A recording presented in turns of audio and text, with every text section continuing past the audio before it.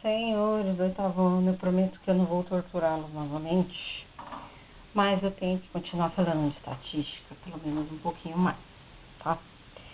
Então, vamos começar a falar essa semana sobre medidas estatísticas, tá? A medida estatística, a medida sobre que a gente tira de uma série de dados, né, de uma pesquisa, faz a gente entender como ela se comporta e tomar alguma decisão depois. Por isso que a gente organiza os dados. A gente organiza, faz o rol. Lembra daquela outra que a gente tinha, que eu fiz na aula passada? Então, isso aqui eram as alturas do oitavo A, uma suposição de 10 alunos, né? Então, eu tenho um rol aqui, eu organizei, eu montei uma tabela, né? Dá para saber a porcentagem relativa, né? Só que não dá para eu ter um representante da sala em respeito, em relação a uma informação, a um dado. Dá para eu dizer que uma altura específica ali representa a sala? Não dá. Não totalmente, não 100%, né? Então, as medidas servem para isso, para tentar representar um grupo de informações. Existem várias. Eu prefiro mais umas do que outras, porque às vezes vocês vão ver que determinadas medidas podem dar números e valores que não são verdade. Então, por exemplo, a primeira medida estatística que vocês conhecem é a média.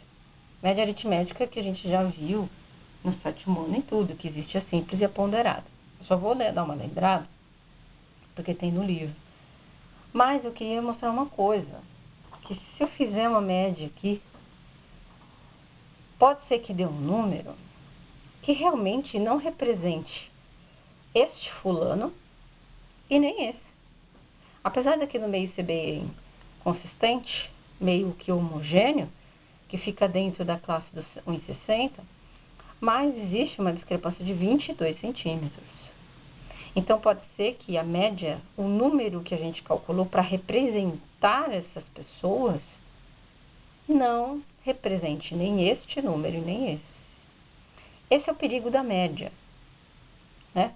A gente usa muito média para representar um aluno, um índice de reprovação, tamanhos, outras decisões de vários grupos de números, né? E muitas vezes a média não é verdadeira, gente. Vocês devem ter percebido com o exemplo que eu estou dando. Então, eu vou mostrar outras medidas que são mais verdadeiras, tá bom? Mas não abandonem a média, tá bom? Ela usa.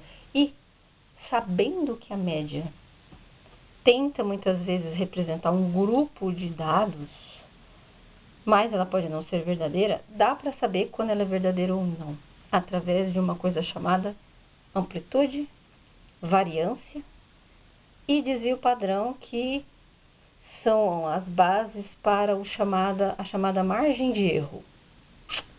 Você já deve ter ouvido falar em muitas pesquisas e jornais, margem de erro para cima e para baixo, né? Não vou entrar em questão de como calcula, porque senão o oitavo ano explode. Não é nossa competência agora.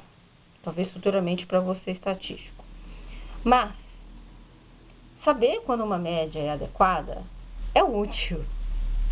Saber quando uma média tem discrepância entre os números é útil, porque vai dar para você saber se você pode saber se esse grupo de informações são parecidos ou se um grupo de informações são diferentes, como aqui,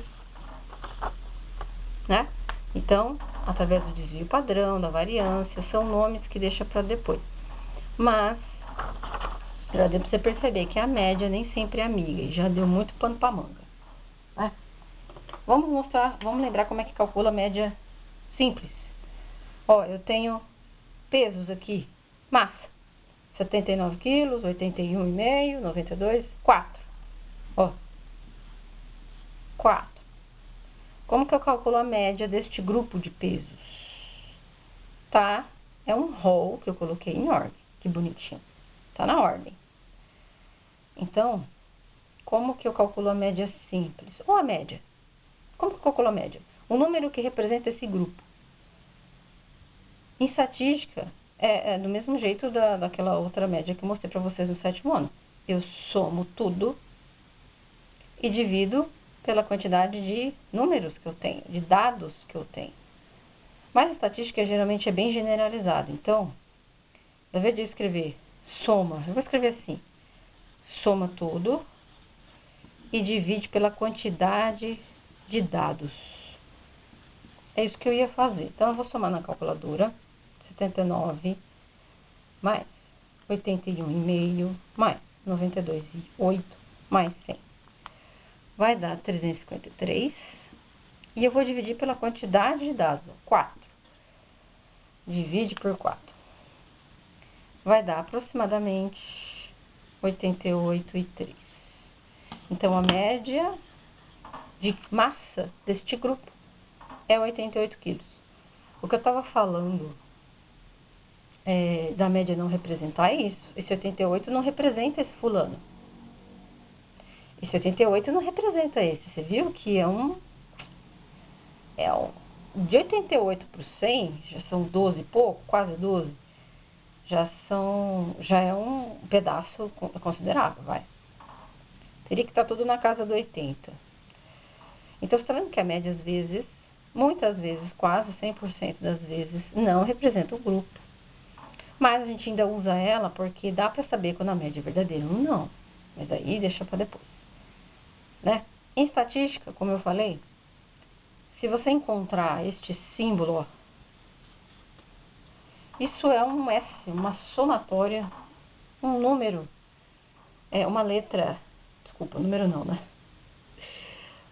É um símbolo de somatório, é um S grego, tá, gente? Então, é uma letra grega maiúscula que indica, é um S, né, somado maiúsculo para ele. Então, indica a soma de tudo. Não fica com medo desse símbolo. Toda vez que você vê esse símbolo é porque somou muita coisa. É a soma de tudo. Aí tem do i até o outro. Um dia você vai entender como é que faz o limite da soma, do primeiro até o último, né? E divide pela quantidade de coisas que tem. Isso é um símbolo, uma coisa genérica, um modelo matemático. Lembra dos modelos de polinômio? Então, é um modelo que a gente usa em estatística para representar média. Média simples, né? Não fica com medo, não. Então, o que a gente fez? Ó, somou tudo. Aí, ó. Somamos e diminuímos. Não fica com medo de letra, não, gente. Tá? Vamos para o outro tipo de